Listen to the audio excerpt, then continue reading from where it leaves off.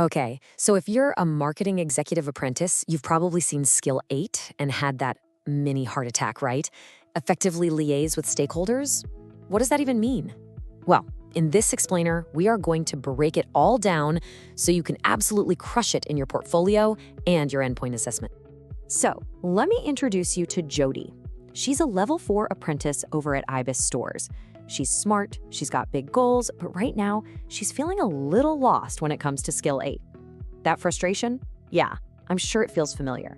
But don't you worry, we're gonna follow her story and figure this out together, step by step. All right, so let's just cut through all the jargon. What on earth is stakeholder liaison and management? Put simply, it's just the skill of talking to and working with all the different people you need to get a marketing project done. We're talking sales teams, designers, printers, your boss, anyone and everyone. It's all about communication and getting everyone on the same page. Okay, enough with the theory, let's get real. Jody's just been given a new project, create a promotional flyer for IBS stores. So her very first challenge is figuring out who she needs to chat with inside the company. This is what we call the internal huddle. So before you even think about typing an email, you've got to map out your universe. And this 3-step process is your secret weapon. First, who are all the players in this game? Second, what's actually important to them? And third, this one's a biggie, who has the power to say yes or no versus who just needs a quick heads up?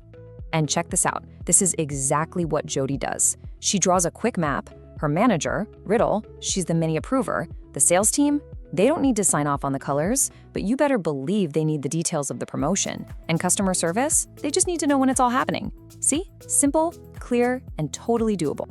All right, so Jody knows who she's talking to, but the next piece of the puzzle is how she talks to them. And this isn't just about being nice, It's about being effective. Every single email, every message is a potential golden nugget for your apprenticeship. Just look at this email from Jody to her manager. This is perfect. It's professional, it gets straight to the point, it sets a clear deadline, and it shows he's already been working with other teams. Honestly, this one email is an A+ piece of portfolio evidence right there. Okay, awesome. Riddle gives the brief the green light, so Jody's quest isn't over. Now she needs to bring in a freelance designer to bring this flyer to life. And this brings us to managing external stakeholders, a huge part of Skill 8. Now, dealing with outside suppliers, that's a whole different ballgame. You have to be incredibly clear about what you need and when you need it by. Your job is to keep an eye on progress, handle the back and forth of feedback, and importantly, know when to put your hand up and ask your manager for help if things start to go sideways. I mean, look at the night and day difference here. The vague request on the left, that's just asking for trouble. It's going to lead to a dozen confusing emails and a lot of wasted time.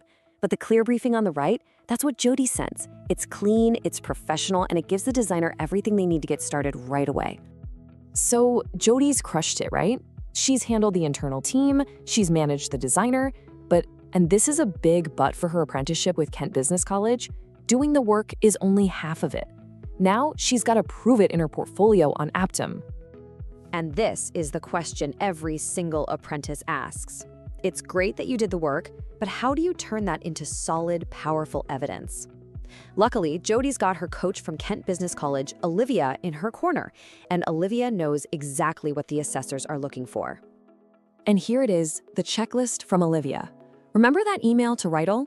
Yep, that's evidence. The clear brief she sent the designer? Evidence. Even a simple reply from the supplier saying, "Got it, deadline confirmed." That is a perfect piece of evidence to upload straight to Aptum. But this, right here, is where Olivia's coaching is pure gold. The reflective statement.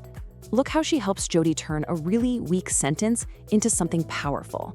The strong version tells you the what, the how, and the so what. It even points to the attached proof. This is exactly what assessors dream of seeing. Okay, the portfolio is looking amazing. Now for the final boss, the endpoint assessment, or EPA. This is where Jody will sit down for a professional chat with someone like Adam, who's a monitor from the Chartered Institute of Marketing, and he's going to assess her skills. And Adam's point here is so important. Your EPA is not a pop quiz. They are not going to ask you to define stakeholder. Nope. They are going to ask you to tell them a story about a time you actually managed one. They want to hear about your real experiences. It's all about how you frame it. You can't just say, I manage stakeholders. It means nothing. Instead, you need to explain it like the example on the right. You talk about the specific things you did, the clear brief, the timeline, the coordination, and most importantly, you tell them the positive result of your actions. And just like that, Jody's gone from totally confused to completely confident. She's tackled the internal team, she's worked with an outside supplier, she's built an amazing portfolio, and she's ready for her EPA. She has totally mastered Skill 8, and you can too. And your path to mastering this, it's gonna look a lot like this. You start by just focusing on being super clear in your communication. Then you'll get more confident juggling different people.